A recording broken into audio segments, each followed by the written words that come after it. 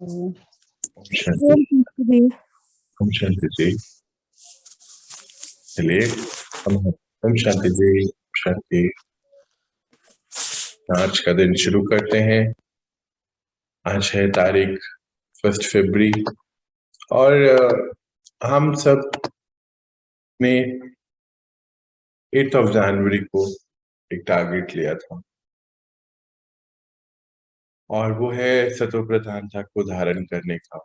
मुझे लगता है पिछले कुछ दिनों में हमने बहुत परिवर्तन अपने जीवन में लाया होगा, अटेंशन रखी होगी और अटेंशन से ही हमारे जो दैवीय गुण है वो सभी इमर्ज हुए होंगे, क्योंकि टाइटल भी परमात्मा ने इतना सुंदर दिया कि दैवीय संस्कारों से दैवीय संसार का निर्माण। और इन पिछले कुछ दिनों में हमने बहुत अच्छी रीति अटेंशन दिया अपने ऊपर, फिर श्रीमत को बहुत अच्छे से समझा और आज हम फिर वापस अपने आप को आगे बढ़ाते हैं। कुछ पॉइंट्स पे आज चर्चा करेंगे, बात करेंगे और इस पूरे दिनों हम अभ्यास में रहेंगे कि कैसे अटेंशन रखें, कैसे अपने अंदर दिव्यता को इमर्ज करें, दैवीय संस्कार को इमर्ज करें और दैवीय गुणों को अंदर से इमर्ज करना है। बाहर से तो कुछ हो नहीं सकता, बाहर से कोई काम नहीं है, ये सारी यात्रा ही अंदर की है। तो चलिए शुरू करते हैं हम आज का टॉपिक, जो बाबा ने टाइटल हमें दिया था, दैवीय संस्कारों से दैवीय संसार का निर्माण। हमें ये पता है कि अब आने वाला जो समय है बहुत एडवांस है, आज से एडवांस है, बहुत सुंदर है, क्योंकि कलयुग समाप्ति की ओर है और सतयुग की स्थापनाएं बाबा द्वारा, बाबा के बच्चों द्वारा अनेक जगहों पर ये कार्यक्रम चल रहा है और स्थापनाओं का कार्य भी शुरू हो चुका है। तो इतनी सुंदर वेला चल रही है, बाबा के सभी बच्चे मिलकर इस कार्य को पूरा अंजाम दे रहे हैं। तो आज का पहला गुण भी इसी से ही रिलेटेड है। हमने पिछले दिनों, याद है ना, कुछ बातें करी थी जिसमें एक भाषा, एक रीति रिवाज, एक वृत्ता, एक रस, इनके ऊपर कुछ बातें करी थी, फिर एक बल और एक भरोसा। तो कई बारी मन में अगर सवाल आता है कि मेरा क्या होगा, कैसे होगा, कौन देखभाल करेगा, परमात्मा ने बहुत अच्छी रीति हमें सभी को बताया कि हर बच्चा उनके लिए बहुत मूल्यवान है, अनमोल है और बाबा ने सभी के लिए कुछ ना कुछ प्लान्स रखे हुए हैं आगे के लिए भी। तो एक बल एक भरोसा तो हमने लास्ट टाइम देखा था।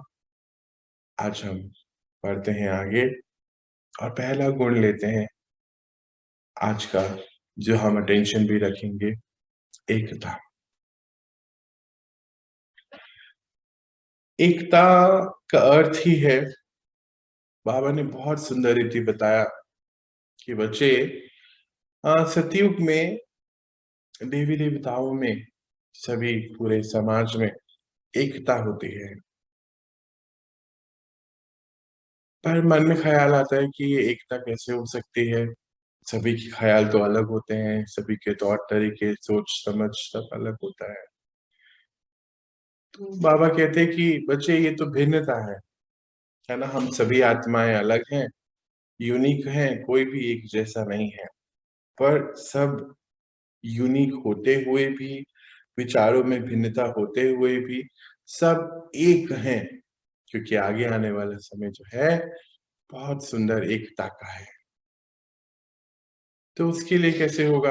तो बाबा ने हमें कल से, जो हमने लास्ट पिछले 5 दिनों में श्रीमद् पढ़ी, देखी, उन्होंने बहुत सुंदर रीति बोला, बच्चे सबके विचार अलग हैं, मेरी मत, आपकी मत, सबकी मत, सब अलग है। इन सबकी मत के साथ उस एक मत को जोड़ दीजिए, श्रीमत को, और श्रीमत को फॉलो करते हुए सब इकट्ठे रहिए। एकता जो है सबसे बड़ा भरोसा है, बल है इस समय का। ये संगठन, बाबा ने बहुत अच्छी रीति इस पे हमारे को अटेंशन दिलाया कि एकता बहुत बहुत इंपॉर्टेंट है, दैवीय गुण है। आपको क्या लगता है कि सतयुग में लक्ष्मी नारायण की लड़ाई होती होगी? नहीं होती होगी ना, मुझे तो नहीं लगता आपको ऐसा लगता होगा। तो हम सब क्या बन रहे हैं? सभी तो लक्ष्मी नारायण बन रहे हैं ना। सुनते भी तो आए कि नर ऐसी करनी करे कि नारायण बने, और लक्ष्मी ऐसी करनी करे कि सुलक्ष्मी बन जाए, नारी जो है लक्ष्मी बन जाए। सभी हम तैयारियां कर रहे हैं आगे की, नर से नारायण और नारी से लक्ष्मी बनने की। तो उनमें आपस में कभी मतभेद नहीं होता है, एकता होती है। पूरा समाज ही ऐसा है। भारत का गायन भी है, 33 करोड़ देवी देवताएं रहते थे यहाँ पे। देवी देवता का अर्थ क्या है? वो 33 करोड़ क्या है? मतलब पूरी की पूरी जो है सोसाइटी या पूरी पॉपुलेशन, पूरा समाज ही इतने सुंदर रीति से एक साथ रहता था। और अलग अलग ख्याल होना तो कोई बुरी बात नहीं होती। बाबा तो बोलते हैं तो वैरायटी है ना, भिन्नता है, भिन्नता तो अच्छी होती है। पर हर ख्यालों को उस एक श्रीमत से, जो श्रीमत हम पहले पढ़ चुके, उस एक श्रीमत से मैच करिए और संगठन में एकता लेकर आइए। क्योंकि बाबा कहते हैं कि अगर एकता है, तो स्नेह है, स्नेह है तो एक दूसरे के प्रति सहयोग है। जैसे मान लीजिए 2-3 लोग काम कर रहे हैं, मैं अभी पिछले कुछ दिनों देख रहा था, बाबा ने हम लोग का भी यहाँ एक पर्सनल प्रोग्राम चलाया कि सभी जो है एकांत में भी रहेंगे, अर्थात कि साइलेंस में रहेंगे, और रियलाइजेशन पर, और सभी कारोबार जो है साइलेंस में चलते रहेंगे। तो मैंने देखा कि कितनी सुंदर रहती है सब। जैसे 2-3 लोग हैं जो किचन में लगे हुए हैं, कुछ हैं जो कहीं पे अपनी क्लास के लिए सेटअप कर रहे हैं, तो कारोबार भी सब चल रहे हैं, सर्विसेज भी सब चल रहे हैं। तो सहयोग दे रहे हैं एक दूसरे को, लाइए किचन में हम ऐसा करें, ऐसा करें। और क्लासेस के लिए भी सहयोग दे रहे हैं, लाइए हम लैपटॉप को सेटअप कर देते हैं, इस रूम में ऐसे कर देते हैं। तो एक दूसरे के प्रति में पिछले 2 दिनों से इतना सुंदर रीति नोटिस कर रहा था कि बाबा ने कैसे एक में जैसे बांध गए हैं हम, एकता में हैं, और सहयोग मिलता है एक दूसरे के लिए, स्नेह है आपस में। सब भिन्न है, सबके विचार अलग हैं, और फिर भी एक साथ है।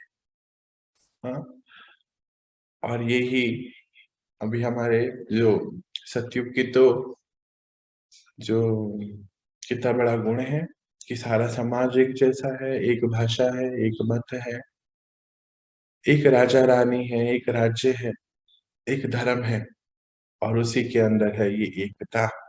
तभी ये सब सारे एक पॉसिबल हो सकते हैं। तो बाबा कहे कि बच्चे कि ये होता कैसे है कि जब इस समय हम श्रीमत को फॉलो करते हैं। देखिए हम सबके मिलने का आधार क्या है? वो एक परम पिता परमात्मा। तो उनकी दी गई इंस्ट्रक्शंस पे, उनकी बातों पर जब हम अपने आप को चलाते, तो सबकी मत के साथ रहते हुए उस एक की मत पे हम चलते हैं। हम्म? ना तो आपकी मत, ना मेरी मत, बाबा की मत पर। तो उसमें क्या होता है कि बाबा भी बीच में आ जाते हैं। बाबा ने कहा ना, ऐसे बोलते हैं ना, बाबा ने बोला है ना, बाबा ने कहा है ना कि अभी 3 दिन ये प्रोग्राम है, तो बाबा ने कहा है ना अभी ऐसे करना है, बाबा की मत को ले आते हैं। तो अल्टीमेटली तो हम टचिंग में ही रहते हैं बाबा के साथ। तो उसके साथ रहे हैं, और संगठन में रह रहे हैं, और इतना सुंदर इतनी स्नेह और सहयोग आपस में, कितने सारे गुण इमर्ज हो गए ना, सिर्फ एक बात मानने से, बाबा की श्रीमत को फॉलो करने से, कि यार आपस में स्नेह है, एडजस्टमेंट पावर बढ़ रही है। एक दूसरे को, पहले तो अभी क्या हुआ बाहर की दुनिया में देखो कि घर के 3 लोग 4 लोग हैं, वो भी एक साथ से नहीं रहते आजकल। हम लोग तो सब देखते होंगे ना। हाँ, हालांकि हमारे परिवारों में तो अभी ऐसा नहीं होगा, सबने ज्ञान में अपने आप को बहुत आगे बढ़ा लिया है। एक दूसरे को एक्सेप्ट करना सीख लिया है। पर अभी बाहर अगर देखो या हमारी पहले की लाइफ भी देखो, तो कहाँ थी एकता ना। बाबा कहते हैं कि बच्चे शरीर ही रह रहे थे इकट्ठे। हाँ, आत्मिक रूप से तो अंदर कुछ था ही नहीं, बस क्योंकि रह रहे थे, क्योंकि भाग नहीं सकते थे। हम्म, है ना। सहन करने की शक्ति थी ही नहीं, सहन कर रहे हैं क्योंकि घर से नहीं निकाल दें ये डर है। सहन इसलिए कर रहे हैं क्योंकि नौकरी से नहीं चले जाएं, और सहन इसलिए कर रहे हैं कि समाज से ना निकाला जाए। तो ये तो सहन शक्ति नहीं होती है।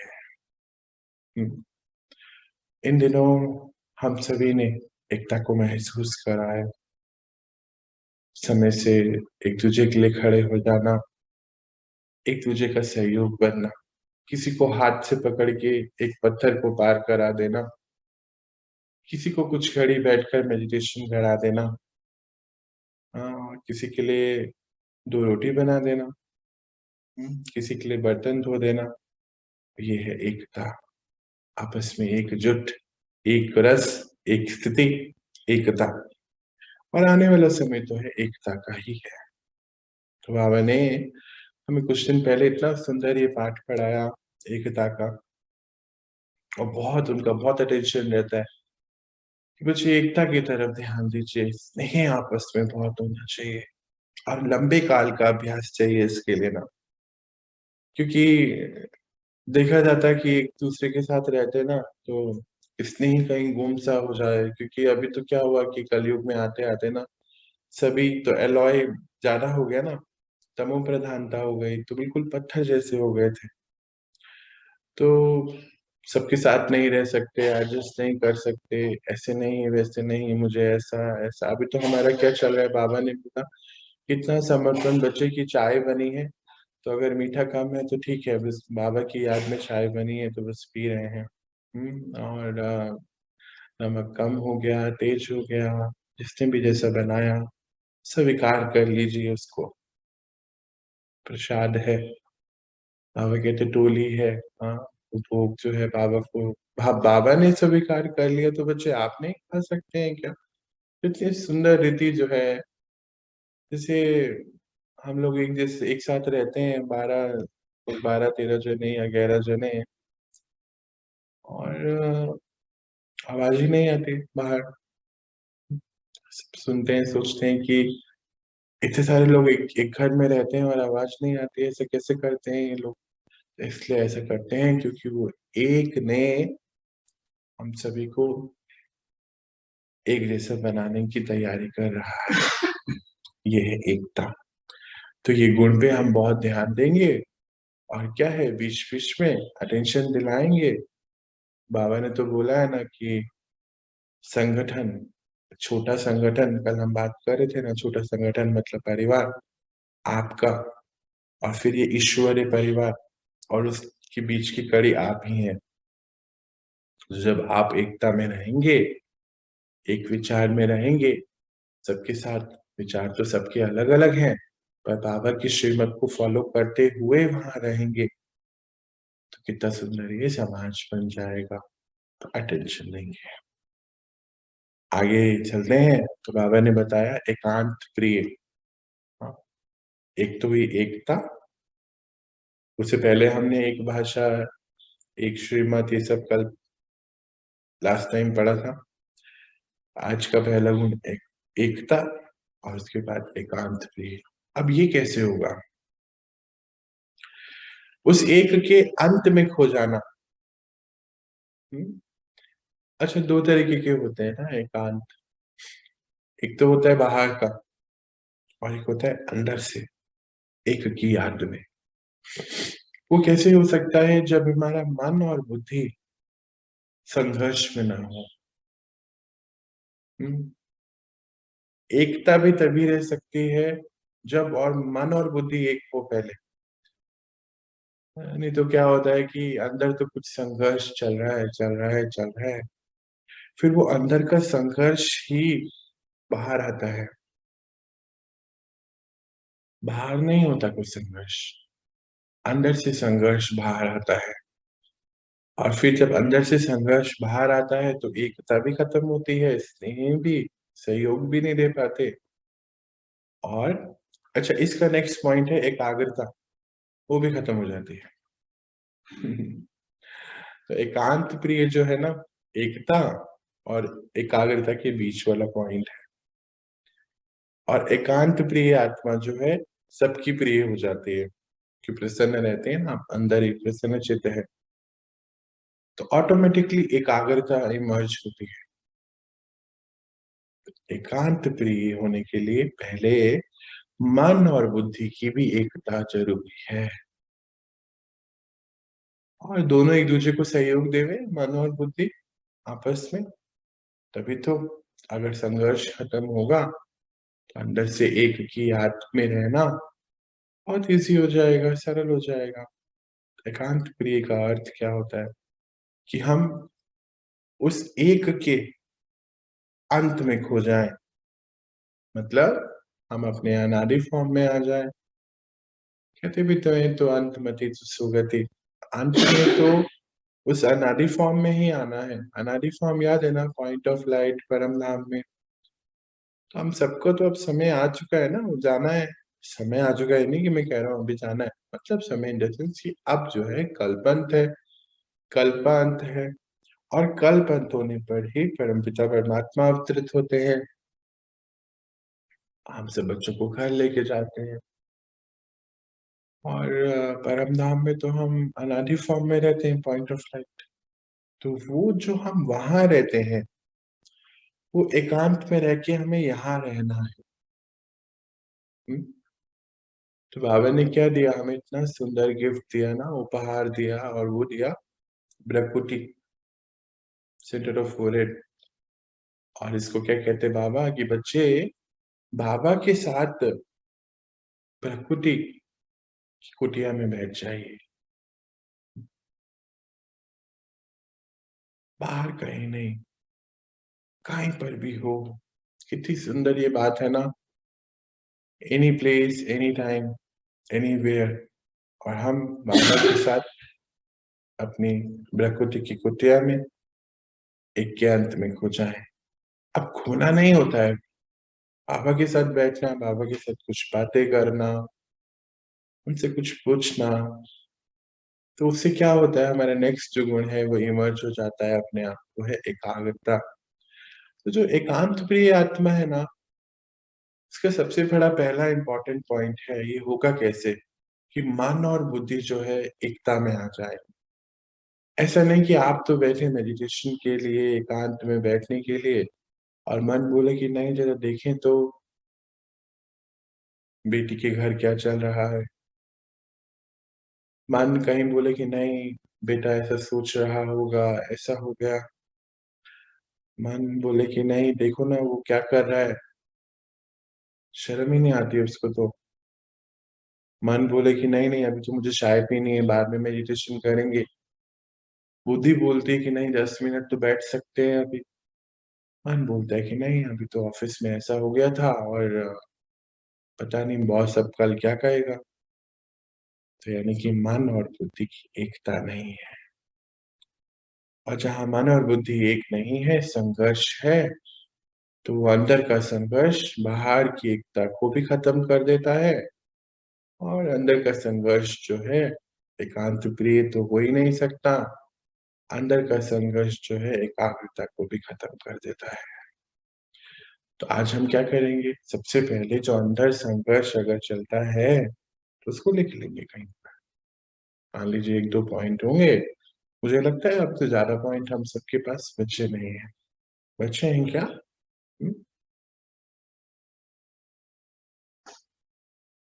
मुझे लगता है कि शायद 2-4-5 पॉइंट होते होंगे, तो होंगे, इससे ज्यादा तो आप लोग के अभी नहीं बचे होंगे। और अगर बचे हैं तो भी कोई बात नहीं। हाँ, एक पेपर लीजिए और इसको नोट करिए कि मेरा मन बुद्धि कहाँ जाता है। जब उस एक ही याद में मैं बैठा हूँ, बैठी हूँ, तो मन और बुद्धि क्या कर रहा है?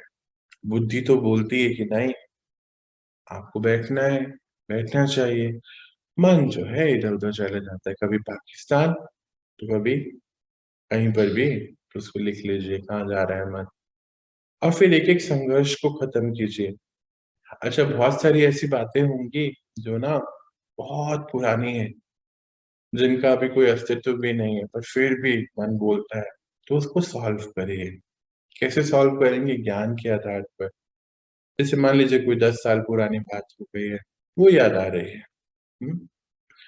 अब आप तो बैठे हो एकांत में, उस एक के अंत में होने के लिए, अपनी अनादि फॉर्म में आने के लिए, और वो 10 साल पुरानी वाली कोई बात याद आ रही है, तो फिर क्या करेंगे? तो वहाँ पर अपने मन को समझाएँगे कि वो ड्रामा का सीन था, बीत गया, और अगर मैंने आज भी इसको नहीं छोड़ा, तो ये समय भी निकल जाएगा। और मुझे क्या लगता है कि इस समय जो है ना, इस समय तो हमें इतना बड़ा परमपिता पढ़ाने आया है, अपने जैसा बनाने आया है, तो कोई और बात तो होनी ही नहीं चाहिए। अपना हमारा सारा समय अपने दैवीय संस्कारों को इमर्ज करने में लगे, और एक संगठन के बीच में रहना चाहिए ना। देखिए, अकेले रह के तो ये सब हो नहीं पाएगा। होता क्यों नहीं है ना? क्योंकि अंदर से वो गुण इमर्ज नहीं होंगे ना, सबका साथ चाहिए। कोई एक तो परेशान करने वाले हो और आप अपने दैवीय संस्कार में हो, तभी तो फिर पता चलता है कि हाँ, दैवीय संस्कार धारण हुए हैं कि नहीं हुए हैं। हुँ। अकेले-अकेले कमरे में बैठे हैं और बोले कि हमने दिव्यता धारण करी, तो कुछ नहीं होता है, वो तो अपने आप को धोखा देने वाली बात है। सबके साथ रहते हुए करना है। और एकांत प्रिय का अर्थ और भी है, देखिए जैसे हम देखते हैं ना कि एक बीज होता है, फिर उससे पौधा जो है उत्पत्ति होती है, तो उसका जो एक ही तना होता है। फिर अलग-अलग टालियाँ, ब्रांचेज़, हम कल भी बात कर रहे थे इसके बारे में, अलग-अलग होती हैं। तो ऐसे ही एकता और एकांत प्रिय ही एक से ही है परमात्मा से हमारा संबंध, और उस संबंध को बनाने के लिए भी हमें मन और बुद्धि की एकता चाहिए। तो करेंगे ना आज, है ना? और अटेंशन में रहेंगे, 2-4 पॉइंट जो हैं उसको निकालेंगे और इसको सॉल्व करेंगे। बाबा कहते हैं कि ज्ञान में हर पॉइंट है कि बुद्धि को कैसे सॉल्व ठीक करना है, अपने मन के अंदर जो चल रहा है उसको ठीक कैसे करना है। क्योंकि मुख्य तो 3-4 पॉइंट ही होते हैं कि मैं आत्मा, मेरा अस्तित्व, मेरे कल की कहानी, आज की कहानी, यानी कि तीनों काल का ज्ञान, ड्रामा का मतलब, और एक परमात्मा। ये 3 पॉइंट जो हैं, ये पूरे ज्ञान का सार है। बजाय इधर-उधर करने के, हम इसको ठीक करें, है ना? अंदर की जो भी खिटपिट है, उसको खत्म करते हुए उस एक की याद में खोने का अंत क्या होता है ना, एकांत प्रिय का अर्थ क्या होता है कि उसके समान बनना। तो उसको जब हम ध्यान में बैठते हैं, तो उससे हमें पावर आती, हम शक्तिशाली बनते हैं। फिर कोई भी जो गुण हम धारण करना चाहते हैं ना, इमर्ज करना चाहते हैं, उसमें हमें आसानी हो जाती है। नहीं तो कई बारी कहते हैं ना कि मैं करना तो चाहता हूँ, या फिर कि मैं गुस्सा तो नहीं करना चाहता, पर गुस्सा हो जाता है। मतलब जो नहीं चाह रहे हैं और हो रहा है, मतलब उसको करने के लिए शक्ति नहीं है। अब शक्ति कहाँ से मिल सकती है? उस परमात्मा से ही मिलेगी ना। पर जब हम उसकी याद में बैठे, तो ध्यान में तो कुछ और आ जाता है। तो कैसे मिलेगी शक्ति? तो नहीं मिलेगी ना, क्योंकि मन और बुद्धि जो है एकता में नहीं है, और इसीलिए एकांत नहीं होगा। तो सबसे पहले आज लिस्ट बना के उस संघर्ष को खत्म करें। हुँ? चलिए आगे बढ़ते हैं हम नेक्स्ट पॉइंट पर, और नेक्स्ट पॉइंट है एकाग्रता। अच्छा, अभी तो एकाग्रता तो मैंने ऐसे बता ही दिया पूरा, वैसे एकांत प्रिय में ही एकाग्रता आ गई है। जब एकांत में बैठेंगे और मन बुद्धि जब एक पे लग जाती है, उसी को एकाग्रता बोलते हैं, कुछ नया नहीं है। मतलब मन जो सोच रहा है, बुद्धि वो दिखा रही है, आत्मा फील कर रही है, यही एकाग्रता होती है। और किसी भी कार्य को करने के लिए एकाग्रता की बहुत जरूरत है। अच्छा, एकाग्रता नहीं होगी ना, तो फिर बाबा पता है क्या कहते हैं? बाबा बहुत चेकिंग करते हैं हम सबकी ना, और नंबर भी मिलते हैं, मालूम है आपको? जब हमारी क्लास खत्म होती है तो बाबा नंबर तक हमें देते हैं कि आज का कैसे आपने करा, क्या करा है। उसमें हमारी चेकिंग बहुत होती है कि बाबा हमें पढ़ा रहे हैं। सबसे बड़ी चेकिंग, बाबा हमें पढ़ा रहे हैं और हमारा मन और बुद्धि क्या सच में वो सब चीजें ऐसे अंदर अंदर जा रही है कि नहीं। बाबा तो कहते बच्चे पढ़ते जाएं और वो अंदर जाते चले जाए, दोबारा उसको लेके नहीं बैठना, कॉपियां भरने की जरूरत ही नहीं है। बस सुना और हो गया, सुना और उसके रूप में ढलते चले गए, ढलते चले गए, ढलते चले गए। ये एकाग्रता है, क्योंकि मन और बुद्धि एक ही जगह पर लगी हुई है। तब बाबा बता रहा है और हम सुन रहे हैं, छात्रक है। बाबा सुना रहा है और बुद्धि जो है उसको अंदर ही अंदर डिसॉल्व करती जा रही है। मन उसको मैं मतलब वो सारे एक एक पॉइंट को अंदर लेके जा रहा है, और मैं आत्मा बाबा की उस पढ़ाई को, बाबा के उस शब्दों को, वाणी को, और बस महसूस कर रही हूँ। जब बाबा कहते कि बच्चे असली चेकिंग तो तभी है जब पढ़ाई हो रही है। हम्म, हम्म। और बाबा हम सबकी बहुत चेकिंग करते हैं इसमें, कि बच्चे एक बार ही पढ़ा और हो गया ना, उसको क्यों बार बार ही लेकर बैठना है। अच्छा, उसमें भी बाबा एक बहुत अच्छी अटेंशन दिलाते हैं। कहते कई बार अपने सब्जेक्ट में तो हम एकाग्र होते हैं, कॉन्सेंट्रेट करते हैं। जैसे मान लीजिए कोई साइंस का सब्जेक्ट है, किसी का कोई मैथमेटिक्स का है या अकाउंट का है, कोई भी कारोबारी है, एक चीज में तो बहुत है। पर अब जब डे टू डे लाइफ की बात आ जाती है तो नहीं हो पाते ना। वो वाली एकाग्रता नहीं चाहिए हमें। एकाग्रता चाहिए कि हर समय, हाँ, जो भी समय आए, मन बुद्धि एक साथ चले, एकता में। और ये एकाग्रता है, क्योंकि भृकुटी की कुटिया में उस परमात्मा के साथ बैठने के लिए भी एकाग्रता ही चाहिए। उसको महसूस करने के लिए, इस ज्ञान को सुनते सुनते सुनते धारण करने के लिए, ज्ञान के अनुरूप बनने के लिए एकाग्रता की बहुत जरूरत है। चलिए आगे बढ़ते हैं हम। तो आज हमने अभी 3 गुण पढ़े: एकता, एकांत प्रिय और एकाग्रता। इसके नेक्स्ट बढ़ते हैं, सर्वगुण संपन्न। दैवीय संस्कार है ना, तो बाबा बहुत अच्छी रीति बोलते बच्चे, जब एकाग्रता हो गई ना, तो कोई भी गुण जो है इमर्ज करना कोई बहुत बड़ी बात नहीं। आप सभी बच्चों के अंदर तो इतने सारे गुण हैं। तो बाबा पता है देखो कैसे चाकरी करता है। कहते हैं चंद्रमा में भी 15 कलाएं होती हैं। हाँ, और आप बच्चों को तो 16 कलाएं हैं, 36 कलाएं हैं, तो उससे भी महान आत्माएं हैं। तो उससे भी बड़ा कंपैरिजन बाबा ने हम लोगों के लिए करते। तो कौन कौन से गुण होते हैं? तो सबसे पहले तो आज्ञाकारी बाबा के बच्चे, कि बाबा ने जो बोला और उसको माना। अच्छा, आज्ञाकारी होते ही ना बहुत सारी चीजें अपने आप जो है, जो गुण है इमर्ज होते। जैसे मुझे भी ना कभी इतना बोलना नहीं आता था, कभी ऐसे ही बैठकर बात करना, और स्पेशली ज्ञान की बात करना, और ज्ञान तो आता ही नहीं था पहले। फिर बाबा की आज्ञा हुई कि ये करना है, तो ये गुण अपने आप इमर्ज हो गया। हम्म। अच्छा, एकता में रहना आता नहीं, सच्चाई है ये।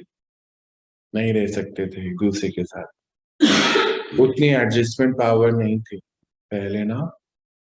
पर बाबा की आज्ञा हुई तो फिर रहना भी शुरू कर दिया।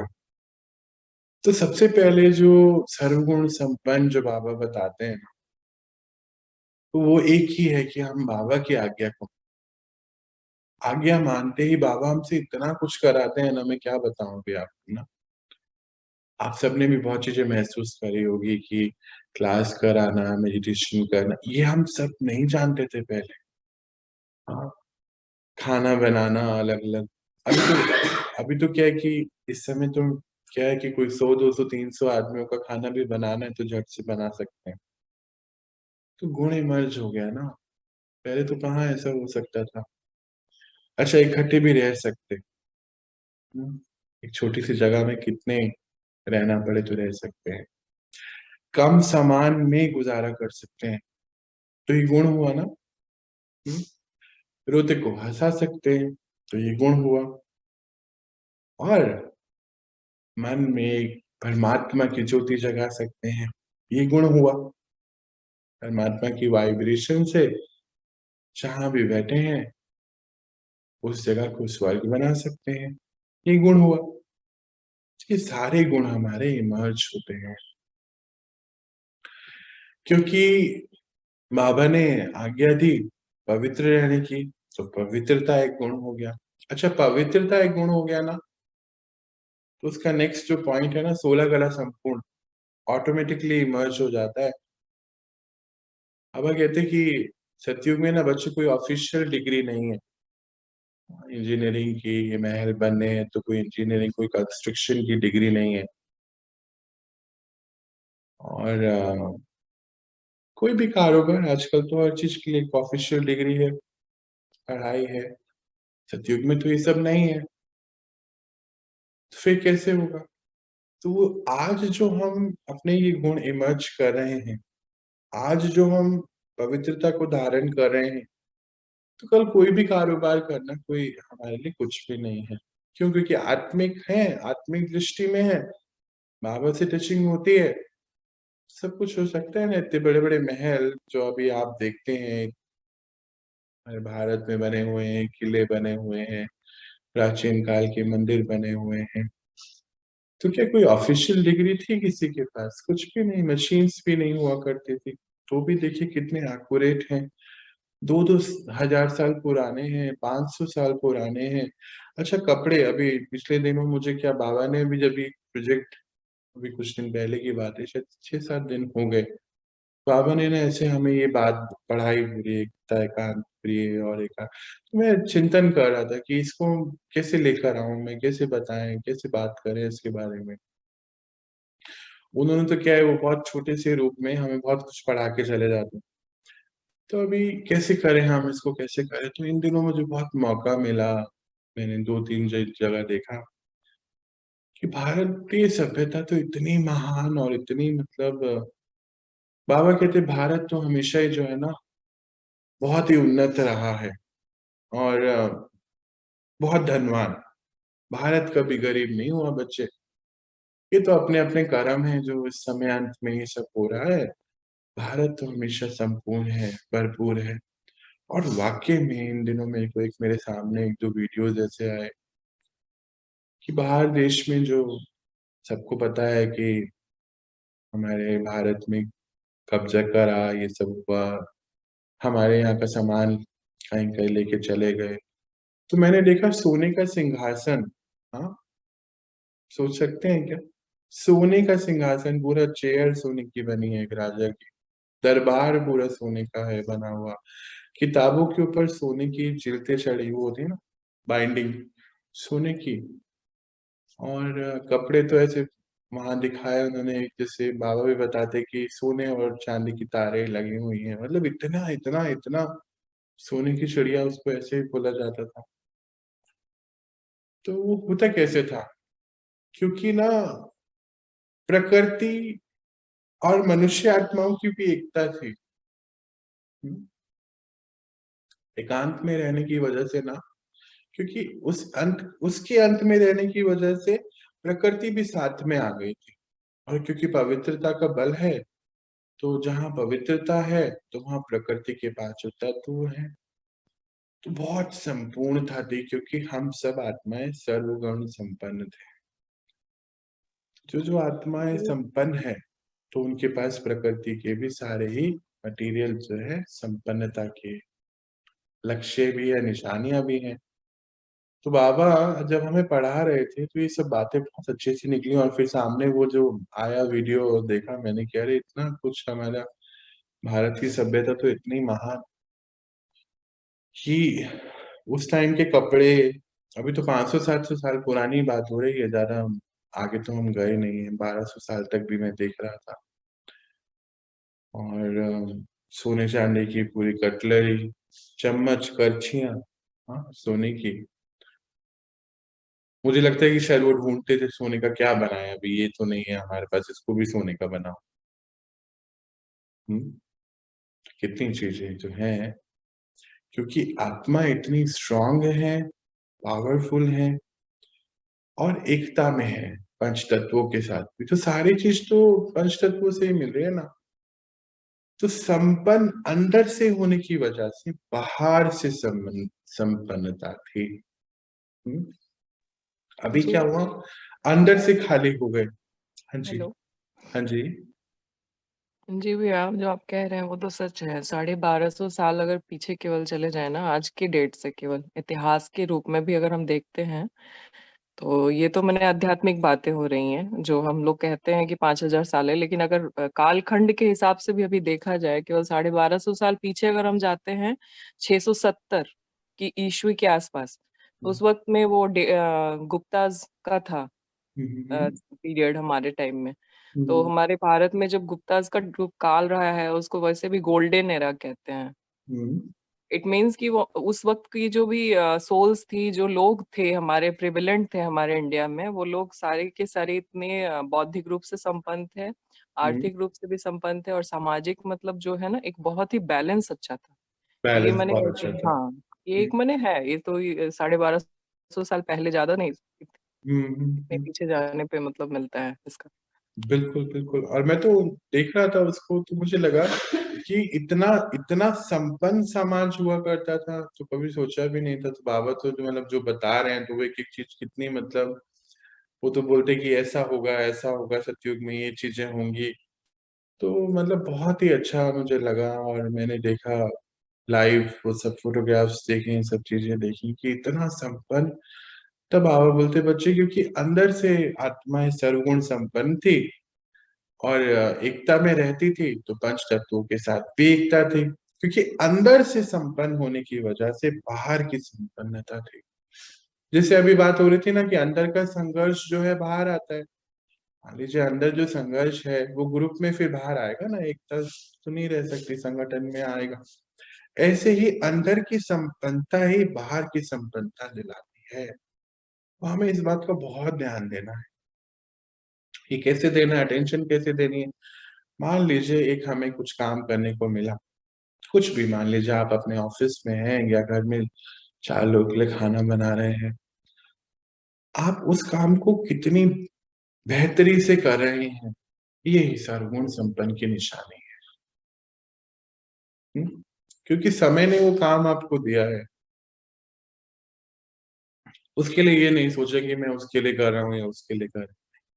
जो भी काम आ रहा है, मान लीजिए आपको ड्राइव करके कहीं जाना है, समय द्वारा ऐसा समय आया है कि आपको ड्राइविंग करनी है तो करनी है, इसमें क्या है। हाँ, कोई क्लास करनी है, सेवा है, करनी है तो करनी है, इसमें कुछ नहीं है। अच्छा, सामने कोई आया है ना, उसको ये ज्ञान थोड़ा सा बताना है, एक मेडिटेशन कराना है, शांति की शक्ति देनी है, तो हेजिटेट नहीं करना है। ये तो हमारे अंदर है। बाबा ने बोला कि आपके अंदर सब है बच्चे, ढूंढिए इसको। तो हम क्या करेंगे, एक लिस्ट बनाएंगे छोटी सी सर्वगुण संपन्न की। कौन कौन से हैं, कुछ एक मैं बताऊं, अगर लिख रहे हैं तो लिख सकते हैं, नहीं तो यहाँ पे नोट करिए। तो सबसे पहला गुण जो है वो है आज्ञाकारिता, आज्ञाकारी बाबा के बच्चे। सेकंड है पवित्रता, तन और मन दोनों से पवित्र आत्माएं। और फिर धैर्यता, हर कार्य में धैर्यता, हमारे मन की स्थिति धैर्यता। और फिर है नम्रता। तो हमारा क्या लक्ष्य रहे कि हम कौन से गुण को इमर्ज करें, है ना। मान लीजिए बैंक में जा रहे हैं, कौन कौन से गुण इमर्ज करें, तो वहां लाइन में भी लगना होगा, तो धैर्यता, है ना। कितना भी समय लगे, नम्रता, चेहरे पर भी मुस्कान, तो हर्षित मुक्ता उसका अगला गुण है। हम्म? और फिर बाबा ने बताया कि यथार्थ, मतलब हर कार्य, हर सोच, हर बोल, हर कर्म युक्ति युक्त, यथार्थ, व्यर्थ नहीं। हम्म? और फिर गुणग्राहक बनना है। गुणग्राहक का अर्थ क्या होता है कि सभी के अंदर विशेषताएं देख रहे हैं। अभी क्या हो गया था, कलयुग के अंत में आते आते हम सबके अंदर बुराइयां ढूंढते थे ना। वो देखो ऐसा है, वो ऐसा है, इसको खड़ा भी होना नहीं आता, ये टमाटर को ऐसे काटते हैं, देखो ये कपड़े कैसे रखते हैं, इसको इतना भी नहीं आता, बर्तन को ऐसे रखते हैं क्या। तो हम सभी आत्माओं में गुणों को ढूंढे, तो गुण ग्राहक बन जाएंगे ना। तो गुण ग्राहक मतलब क्या, गुण ही खरीदने हैं, अब गुण नहीं खरीदने। ग्राहक होते हैं ना, तो हमें बाबा ने बोला आप गुण ग्राहक हैं। फिर आगे बढ़ते बोलते परोपकार। हम्म? बाबा के बच्चे स्वयं पर भी स्थिति इतनी सुंदर कि सभी के ऊपर उपकार कर रहे हैं। हाँ, किसी से कुछ नहीं चाहिए। और क्या बोले, आगे बढ़ते तो निश्चिंत, चिंता नहीं होनी चाहिए, कल क्या होगा, कैसे होगा, क्यों बाबा बैठे है ना।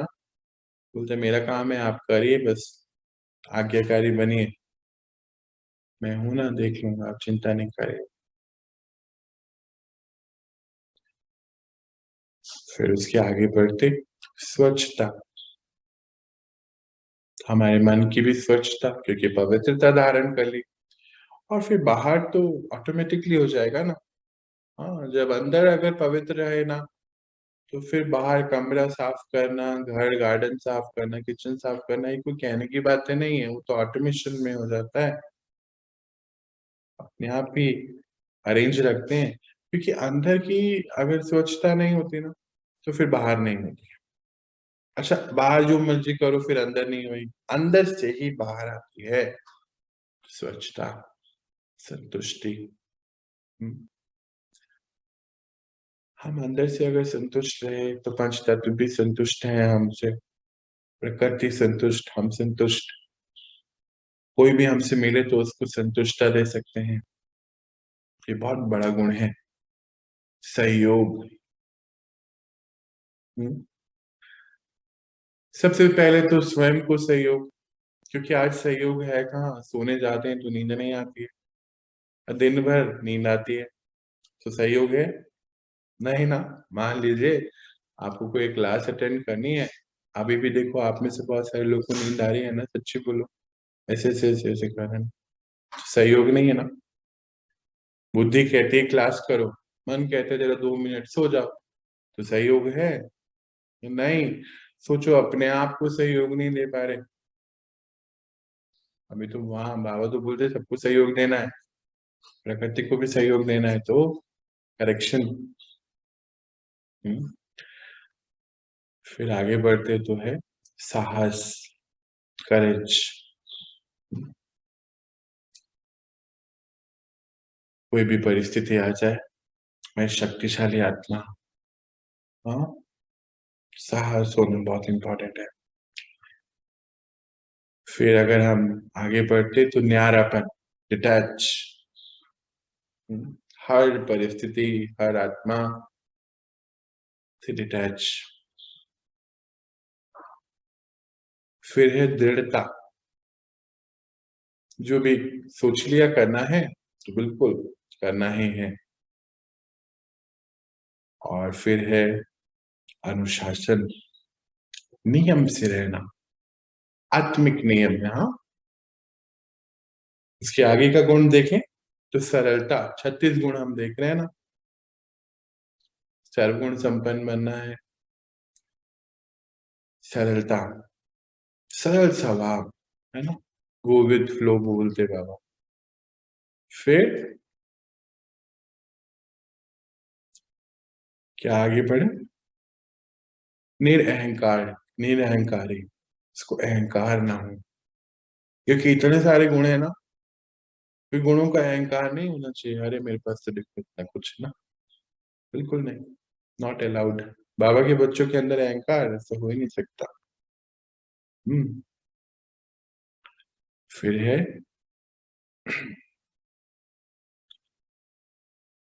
आगे बढ़ते तो दूरदर्शिता, विजनरी, कल तक की सारी चीजें देखने वाला, है ना। और फिर निर्भयता, डर नहीं है जिसको। उदारता, तो क्या करेंगे, अपनी परसेंटेज चेक करेंगे इसमें ना, हमारा हमारा क्या हाल है। शुभ भावना, हर एक आत्माओं के प्रति, नेक्स्ट गुण है हर एक आत्मा के प्रति शुभ भावना। पंच तत्वों के प्रति, हर एक आत्मा के प्रति हमारी शुभ भावना। तो हमारी चेकिंग है ये कि हमारे कौन कौन से गुण इमर्ज हुए हैं, कितने परसेंट, क्या सभी के लिए शुभ भावना है या एक के लिए, दो के लिए है, बाकी दो के लिए नहीं है। तो लिखेंगे परसेंटेज, फिर चेक करके ठीक करेंगे। ईमानदारी, ईमानदारी का अर्थ ये नहीं होता है रुपए पैसे का ईमानदारी, बन ईमानदारी का अर्थ होता है समय के प्रति ईमानदारी। जैसे अभी बात हो रही थी ना कि इस समय क्लास चल रही है पर कोई तो अभी चाय पीता होगा, ईमानदारी नहीं है। हाँ, चेकिंग है। ईमानदारी का अर्थ क्या होता है पता चल गया ना। अंतर्मुखी, एक होता है भारे मुक्ता, एक होता है अंतर्मुखी। स्वयं के प्रति हमारा जो है सुदर्शन चक्र चल रहा है। बाहर की परिस्थिति में मेरा क्या हाल है, अंतर्मुखी। तो हम लोग क्या कर लेते हैं, बाहर में चले जाते हैं।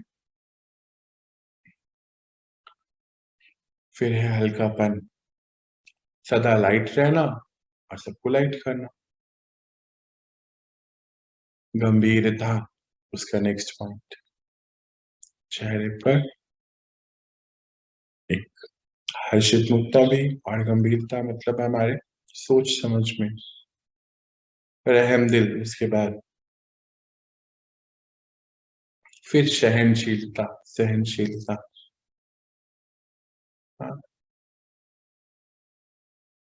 अपने अंदर सहन करने की शक्ति इतनी महान हो कि हम सहन करें और लगे नहीं कि सहन किया है। बाबा कहते कि सहन इस रीति करना है कि पता ही ना चले सहन किया है, क्योंकि अगर पता चले कि सहन किया तो मतलब सहन नहीं किया, है ना।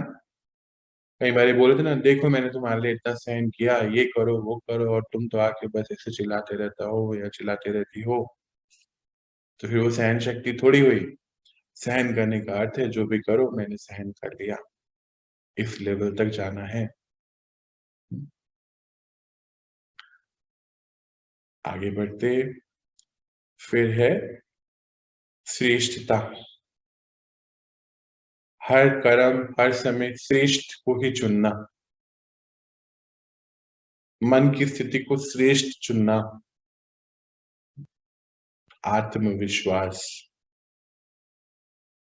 हर पल इतना विश्वास कि मैं आत्मा हर परिस्थिति में मैं श्रेष्ठ को ही चुनूंगी, सारे गुणों को ही इमर्ज करूंगी। तो आत्मविश्वास होगा। सादगी तो हमने कर लिया, मधुरता, और अथक लास्ट में, कि जो किसी भी स्थिति में हिले नहीं। अच्छा, एक और पॉइंट रह गया है, शालीनता। तो हर परिस्थिति में मैं आत्मा इन सब गुणों को इमर्ज मुझे करना है। और अभी पूरे इस वीक में हम अटेंशन देंगे। अच्छा, आपने ना ये परसेंटेज देखेंगे इसमें हमारी कितनी है। अच्छा, फिर बोलेंगे अगर कोई सब ठीक रहता है तो मैं ठीक रहता हूँ या ठीक रहती हूँ। वो नहीं होता है। बाबा बोलते कि तूफान हो बाहर, तब हम इन गुणों को इमर्ज करें, वो तो बात है। कुछ हो ही नहीं और बोले सब ठीक है तो फिर कुछ नहीं। तो ये सारी परिस्थितियों में, बाहर की कुछ भी परिस्थिति में, हम अंदर से इन सभी गुणों को इमर्ज करने वाली आत्मा बनते हैं। ये लक्ष्य रखेंगे और इसको करेंगे। और फिर इसका नेक्स्ट पॉइंट है 16 कला संपूर्ण। अब तो 36 गुण हमने देख लिए, तो क्या 16 कला संपूर्ण नहीं हो सकते हैं? होंगे कैसे? इसको थोड़ा सा समझ लेते हैं। आखिरी पॉइंट है आज का। तो हमने कौन कौन से पॉइंट देखे, एक बार रिवीजन कर लें। एक तो एकता देखा, फिर एकांत प्रिय, एकाग्रता, सर्वगुण संपन्न में हमने सारे जो गुण हैं, जो बाबा ने अभी तक जितने भी पढ़ाए हैं चैप्टर्स, उसमें से सब लिए हुए हैं।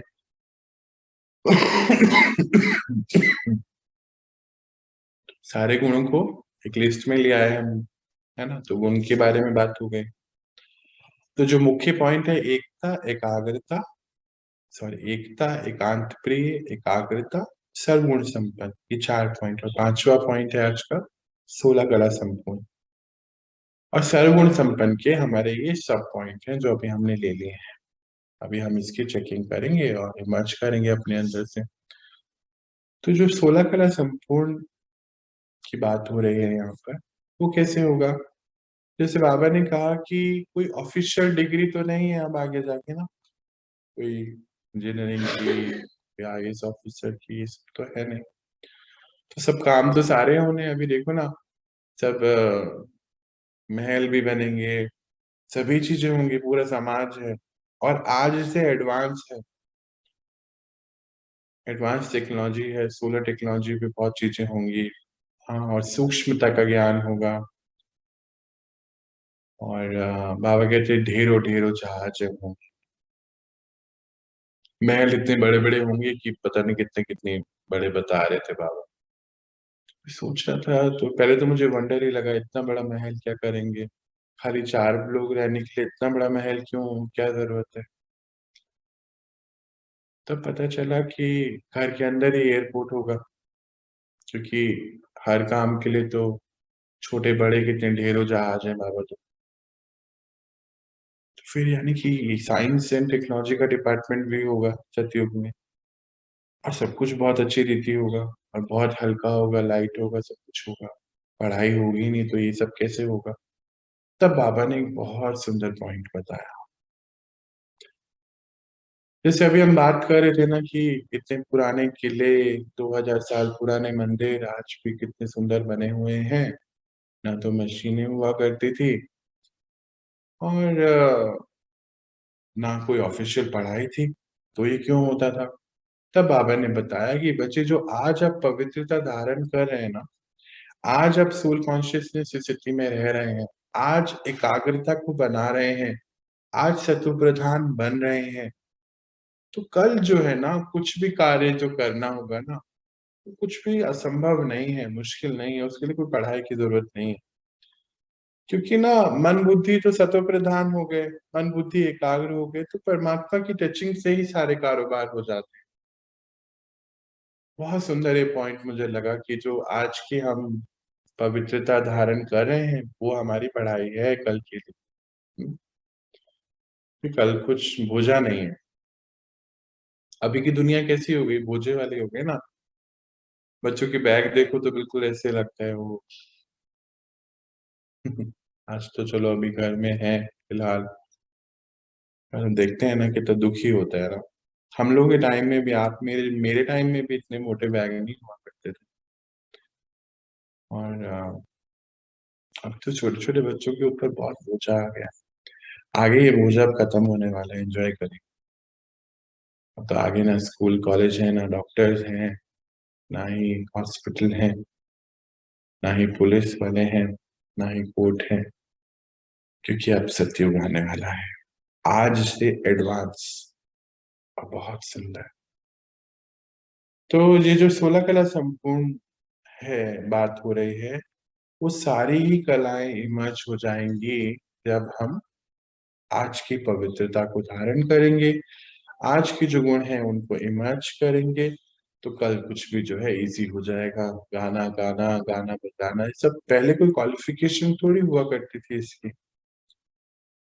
हाँ, तो सभी कर ही रहे थे ना। अभी तो पता नहीं हर छोटी छोटी चीजों की पढ़ाई आ गई है। तो अब हम अटेंशन में रहेंगे और इस सभी गुणों को इमर्ज करते रहेंगे। चलिए, तो आज हम इतना ही पढ़ेंगे।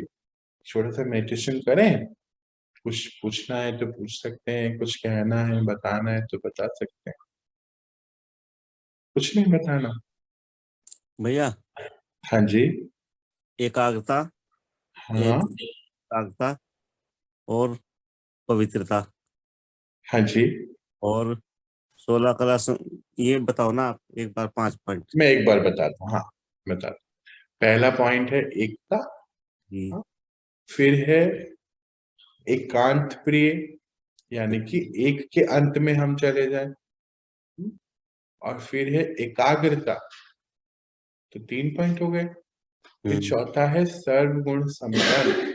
जी। अच्छा, सर्वगुण संपन्न में ना वो सारे पॉइंट आ गए थे जो अभी आपने बोला ना, पवित्रता और ये सब, वो सारे जो है सर्वगुण संपन्न में। जी। और उसके बाद लास्ट पॉइंट जो है 16 कला संपूर्ण, तो वो हमें आज ही इमर्ज करना है। 16 कला संपूर्ण के लिए हमें वो सारे गुण चाहिए जो हमने सर्वगुण संपन्न में देखे। और मुख्य उसका जो पॉइंट है वो है पवित्रता। आज की जो पवित्रता धारण कर रहे हैं, तो कल बहुत सारे काम हो रहे हैं उसी से ना, पवित्रता से। अभी क्लियर हुआ भैया? एक बार और बताओ। जी। तो सबसे एकाग्रता। सबसे पहले एकता, फिर जी। एकांत प्रिय, फिर एकाग्रता, हाँ, और फिर सर्वगुण संपन्न, और 16 कला संपन्न। बस ये ठीक। 5 पॉइंट। ठीक है जी। और कोई कुछ पूछना चाहते, कुछ कहना चाहते, कोई एक्सपीरियंस शेयर करना चाहते, कोई बात? कोई बात नहीं है। चलिए, तो फिर हम सब मेडिटेशन करते हैं। हाँ, आप सभी के माइक्रोफोन में ऑफ कर रहा हूँ और हम बैठते हैं उस एक की याद में। चल,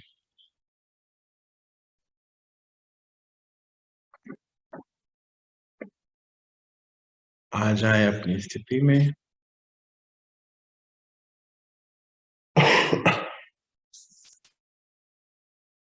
मैं आत्मा,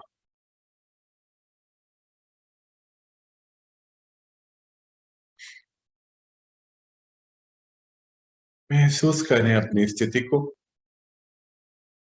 अपनी आत्मिक स्थिति को।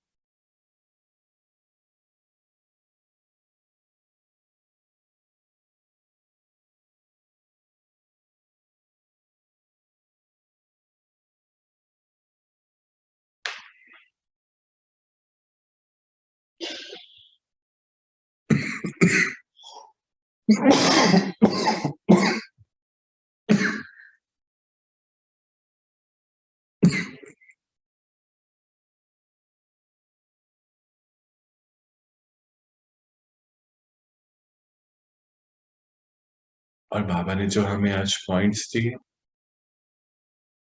सबसे पहले एकता। मैं आत्मा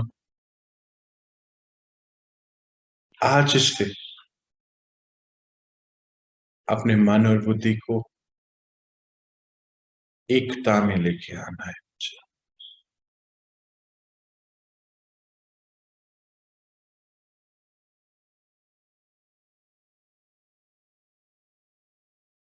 मेरे अंदर की एकता ही मेरे बाहर की एकता को इमर्ज करेगी।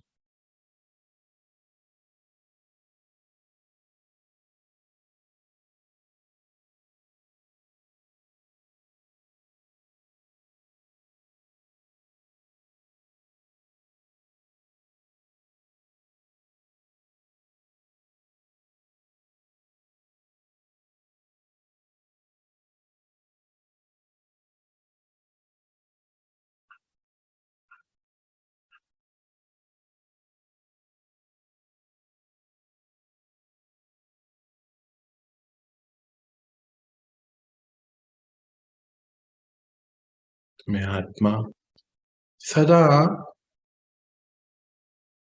अपने साथ और पंच तत्वों के साथ, विश्व की हर एक आत्मा के साथ एकता के संस्कार को इमर्ज करते हुए मुझे रहना है।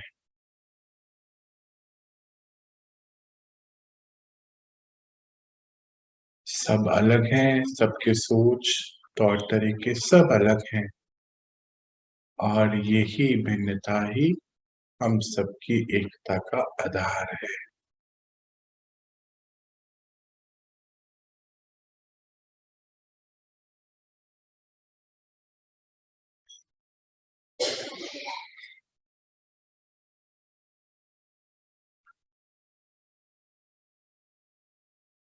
आगे बढ़ते हैं। मैं आत्मा एकांत प्रिय, एक के अंत में खो जाने वाली मेरी अनादि फॉर्म। हाँ, आज अनादि इमर्ज होगी ना, तो कल ही तो फिर आदि होगी ना देवी देवताओं की। मैं आत्मा सतो प्रधान सतो गुणी, उस एक के अंत में समाने वाली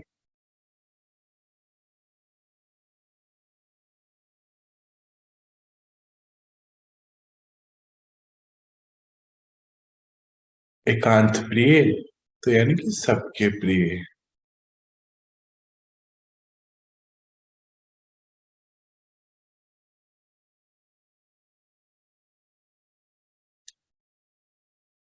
तो मन बुद्धि की एकता हो गई, और फिर एकांत मतलब एक के अंत में हम लीन हुए, एकाग्रता इमर्ज हो गई।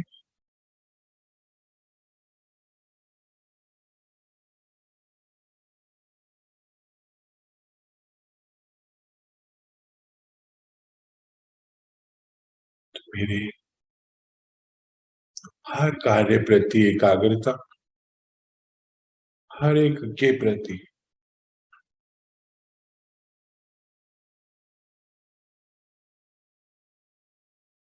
कोई एक आध सब्जेक्ट में नहीं, सभी के प्रति जो समय चल रहा है उसमें मैं आत्मा एकाग्र हूं।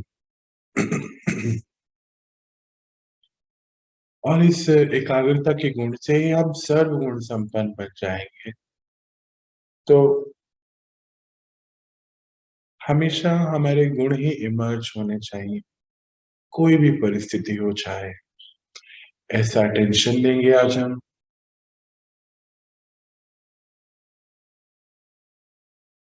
तो हर परिस्थिति में गुणों को ही इमर्ज करना है ना। अब अवगुणों को तो नहीं करना है ना, तो पक्का क्या कराना है, गुणों को इमर्ज करना, अटेंशन से धीरे धीरे नेचुरल हो जाएगा। और लास्ट का पॉइंट है 16 कला संपूर्ण। तो मेरा लक्ष्य भी है कि 16 कला संपूर्ण हूं मैं, और बाबा की दी गई जो श्रीमत है उसके अनुसार अपने चरित्र का निर्माण करना।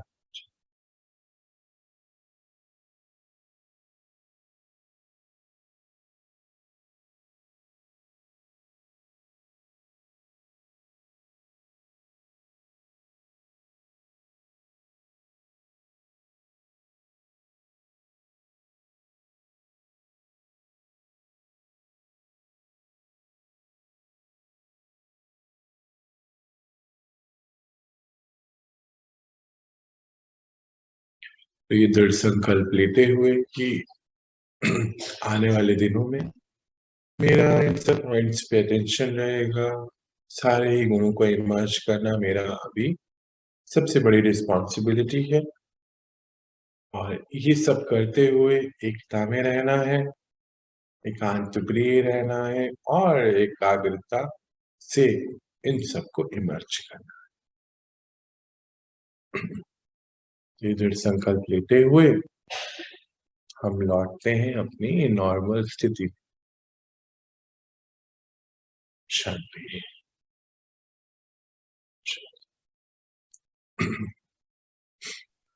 ओम शांति। शांति। ओम शांति। ओम शांति। ओम शांति भैया। ओम शांति भैया। ओम शांति भैया। ओम शांति भैया। शांति जी। ओम शांति। ओम शांति। ओम शांति भैया। ओम शांति जी। ओम शांति। चलिए, तो आज हमने, बाबा ने हमें कुछ लक्ष्य दिए, हमें इसको करना है अटेंशन से और हो जाएगा। बाबा तो बोलते हैं सब कुछ हुआ रखा है, बच्चे आप करते जाएं बस, है ना। तो बाबा के बच्चों के लिए कुछ असंभव थोड़ी है, सब कर सकते हैं ना। चलिए, तो आज आप मुझे यहाँ पर रिलीज दीजिए, हम कल मिलते हैं। और कल के लिए बाबा देखो क्या ड्रामा का सीन आता है, क्या लेकर आएंगे, कल देखते हैं। आप सभी 16 कला संपूर्ण आत्माएं है ना, महान आत्माएं हैं, बाबा के मीठे बच्चे हैं। आप सभी देवी देवताओं को मेरा बहुत बहुत प्यार, दिल की दुआएं, शुभकामनाएं, शुभ भावनाएं। आप सदा खुश रहें, सुख में रहें और विश्व के हर एक आत्मा को सुख दें। और अब इन सभी कलाओं को इमर्ज करें। बाबा ने तो क्या बोला आज कि चांद की भी 15 कलाएं और आप तो सब 16 कलाएं। कितनी सुंदर बात। बाबा देखो कितनी हमें रिस्पेक्ट देते, है ना। इतना विश्व की सबसे बड़ी शक्ति रिस्पेक्ट दे रही है, तो क्या हम सबको नहीं दे सकते? दे सकते हैं ना। तो इसी मौज मस्ती में रहिए, मजे करिए, आगे बढ़िए। हम मिलते हैं कल और पढ़ाई को आगे बढ़ाते हैं। ओम शांति।